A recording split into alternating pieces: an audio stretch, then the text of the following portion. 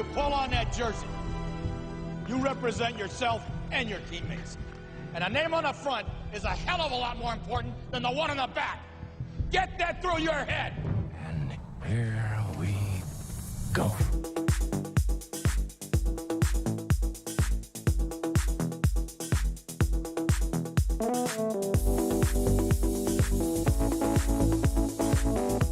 And it is no good. He missed it. Are you kidding me? The season can't end like that.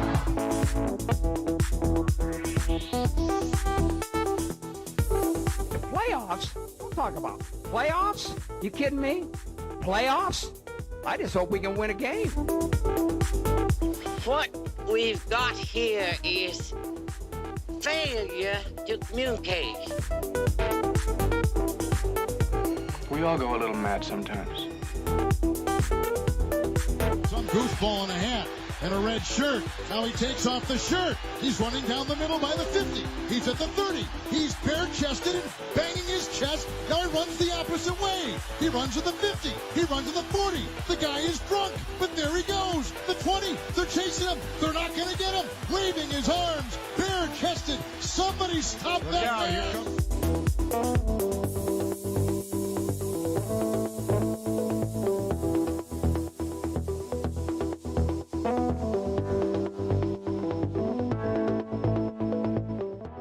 Folks, and welcome to another edition of the program, otherwise known as NETMA. I'm your host, Tyler Falk. Glad to have you join us on a Tuesday evening edition of the show.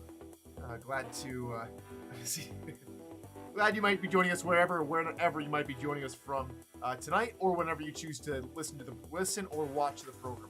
All right, so again, things are kind of shifted and crunched up in a more jam-packed version this week. So of course.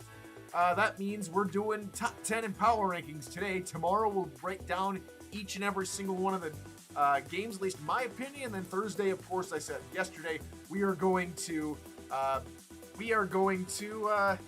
open up to you guys, the community. The community gets to weigh in on what they think is going to happen in Week 14 directly. You guys can be on the show live, ask questions. All that is going to be done through the NETMA Discord, link to which is down below in the description, so go ahead and check that out if you want to join the program in other ways than one. All right, so let's start off with the first team on the docket in the top 10. That's going to be Charleston this time around. The Predators jump back into the top 10, and the one thing I think Charleston is going for them after they did dispatch of the Atlanta Swarm this past week is they have a dynamic rushing defense. They're number one in the league in terms of rushing yards allowed, right around 63, if I saw correctly, average rushing yards allowed per game. So if there's anyone that can stop Charlie Boletsky and that potent rushing attack, and sometimes J.W. Doyle at fullback, depending on how they use him. Haven't seen a whole lot of J.W. Doyle lately. Maybe Florida mixed that up a little bit. But it's going to be Florida's definitely going to have to rely on the passing attack. We'll talk more about that later. But the Predators, at least they should neutralize Boletsky in Week 14. So Charleston backdoor for a division title? We'll see. All right. Moving on to number 9, and that's Louisiana, dropping out of 7th all the way down to 9th this week. And, well, they're kind of like another team we'll talk about later. Dropping 2 on the bounce after a very nice winning streak. Not the kind of form you want going to the playoffs. It seems like teams have gotten to know what kind of rushing attack they have come out with. Squarebush and Hart have been pretty well neutralized in the past couple of weeks. The passing attack is where it's really hurt them. A couple of crucial interceptions have stalled out and really derailed the past 2 games. That needs to change here, especially when they come and play St. Louis. That needs to change. They need to play a clean game. They need to win that game because they still control what happens, even for the postseason. If they want to be in a first-round bye with a division title, they're going to have to win. They cannot let Atlanta decide the fate for them against Tulsa. So the Revolution have some work to do. Still in the top 10. They're probably going to remain in the top 10 after this week, but it's going to be tough. Only one more week of true power rankings here in the season, by the way. There will be no power rankings in the postseason. I've got something else planned for that, but there will be no power rankings. Probably the next power rankings you'll see after week 14 concludes is an off-season power ranking. So there are only one more week of power rankings to go here in season 18. All right, on to team number 8. That's Jacksonville. They dropped down after a very confusing game. They couldn't get anything going against Florida. We talked about that yesterday a little bit, but Kings, I don't know. They played really well against Louisiana. Really well. It didn't look like they completely had a solid game plan for Florida. It looked like Jacksonville was prepared for the previous 3 teams they played. Tulsa, St. Louis, Louisiana, but just fell flat when they had to come back and play in their division all over again. So very weird. They do have a very good resume in terms of teams they have beaten. Jacksonville, Charleston, of course, they've beaten once. They've beaten. I'm losing my place here. Beat Tulsa, beat Louisiana. So a pretty good track record, I would say. Not one of the top teams in strength of victory. Did have a couple of weird losses to LA and, in hindsight, Atlanta. But for the Kings, they need a win. They're going to need to beat Carolina and hope. And, in terms of percentages, I haven't gotten the spreads yet from Jack's data regarding this football game with Jacksonville, Carolina. We'll talk more about that tomorrow. But the Kings look like they should take control of the situation against Carolina. Let me see if I can find some exact, find my notes here. They should play on Saturday, right? Yeah, they play the final game on Saturday. That's right. Well, if you're looking at, I would say it'd be more cut and dry for Jacksonville. They do have a pretty good passing defense. Number 1 in terms of passing yards against, number 2 in passing touchdowns allowed. But we saw what happened. They were eaten alive on the ground game. Something that they didn't do a whole lot of, that wasn't too much trouble versus Louisiana, but when it was against Florida and against Boletsky, their errors were brought to display. So does Carolina switch it up on them? We'll talk about that more tomorrow. But for now, we'll wait and see on Jacksonville. On to number 7, DC, and it's kind of similar to Jacksonville in a way where they play really well. They knock off, at the time unbeaten Baltimore, and then, well, they're just a yard short, a centimeter short, a doink short in terms of taking down Las Vegas. And I don't really blame DC at all for losing that game. Las Vegas is always a stingy opponent, a team to never take lightly. DC didn't take them lightly. That's not what I'm saying. What I am saying is they were just short. That's pretty much the only way that I can say. Dragons now play the Knights, so they go from a team that can be explosive in all facets of the game to a team that's going to try and throw the football down your throat every 2 seconds. And if Pickler plays strong like he did this past week, DC's in trouble. If DC cannot contain London's passing attack, so DC dropped down, and a certain team moves up in front of them. That's the Sioux Falls Sparrows. At one point in week 2, in my week 2 power rankings, they were 24th. They were last in my power rankings. At the Content Creators Roundtable, I had them going 2-10. 2-10 strikes again. And a couple of times this time around. For Sioux Falls, I just got to say, it's been a joy to watch the Sparrows rekindle some offensive authenticity in a new form for the Sparrows. Again, more of a passing attack was the order of the day this season. It was a much more balanced attack. It was composed. It was concise in some areas. They put up good fights versus Baltimore on defense.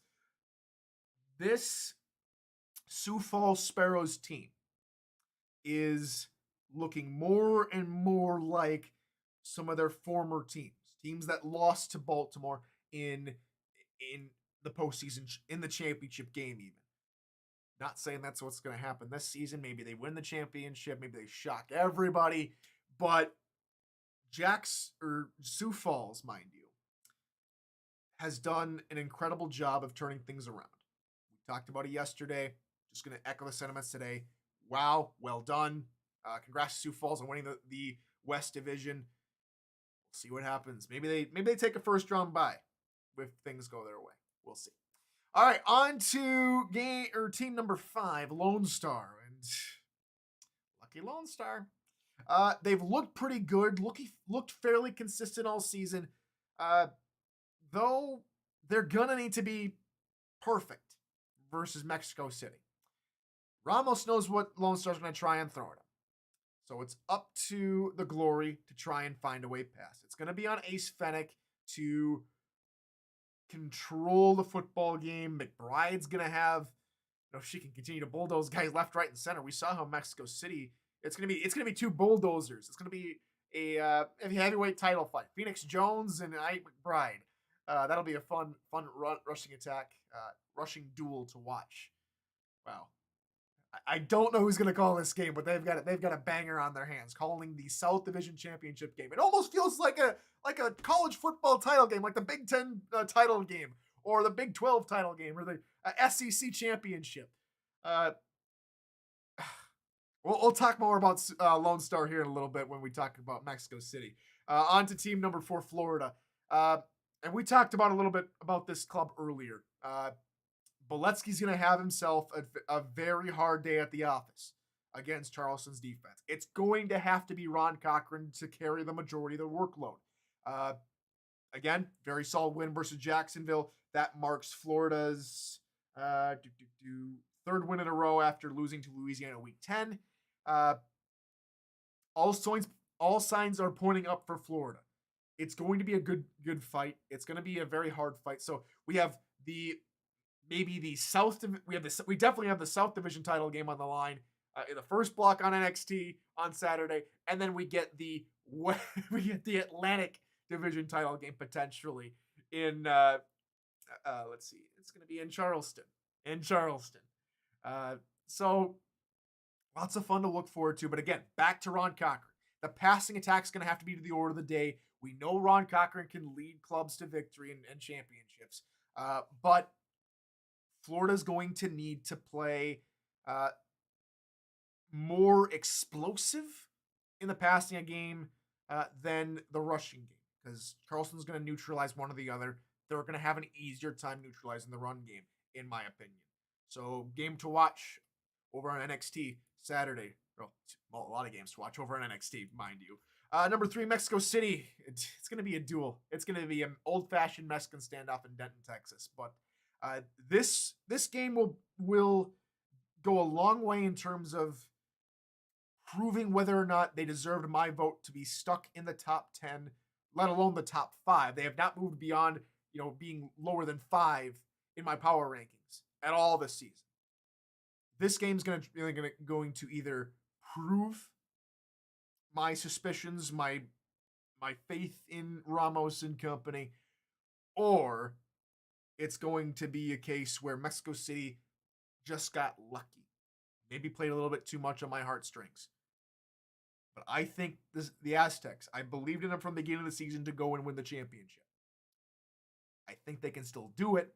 It's going to take a lot now versus Vancouver and Baltimore.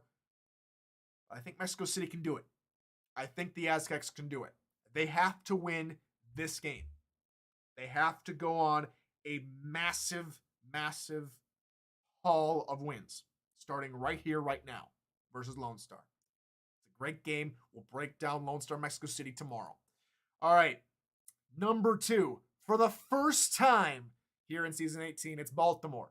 They are no longer number 1 in the power rankings. It's not a good look for them. losing 2 on the bounce, not being able to keep pace for a majority of that game versus Arizona, an already eliminated Scorpion team. Baltimore's in trouble. I called it yesterday, faith or facts. I'm leaning more toward the facts. This is not looking like how they played versus London a season ago, where they were ahead versus London for a time in that game. They might have been ahead against a little bit in Arizona, but Arizona pulled it out. The Baltimore Vultures either are pulling the biggest heist on everybody and hoodwinking us all with slumping into the playoffs, or this is showing us that they are truly mortal, and if you put a good game plan against this team, you will win, making Baltimore human. I don't know how Baltimore is going to play anymore versus Queen City. If they cannot beat Queen City, I think Baltimore is going out in the quarterfinals. They've already locked up a first-round bye. If they do not beat Queen City, I am predicting Baltimore out in their first playoff game. They will lose 4 straight to end their season 18. Which, of course, means we've got a new number 1. Oh, Andy Hamilton, your guys are on top. The Legion stay hot. It's another win for the Vancouver Legion. They take advantage of Baltimore Baltimore not being at their best with a very nice comeback versus Houston after a game that looked to be well and truly in doubt. They come away with a victory. They took the best of a bad situation. They did what Baltimore could not versus Arizona. Vancouver beat Houston. The team looks set going to the playoffs. Now they play San Diego, who nearly tripped up Lone Star. Will we see a similar fate happen, or will Vancouver maybe learn from this game versus Houston and propel themselves into the playoffs as the number 1 seed? Full home field advantage throughout the entirety of the playoffs, maybe even a championship game north of the border. That would be interesting. That'd be the first championship game held north of the 48 connected United States since season 13, season 12, when Alaska hosted it. That'd be something to behold. All right, so that's going to do it for us here on the program. We'll be back tomorrow with Pick'ems, or as I like to call it, Now You Know. We'll go through all 12 games, break down each and every one, and tell you what it means for each team to win and lose. So until then, everybody, I've been Tyler Falk. This has been NETMA. We'll see you tomorrow, same time, same place, right here on YouTube. So until then, good morning, good afternoon,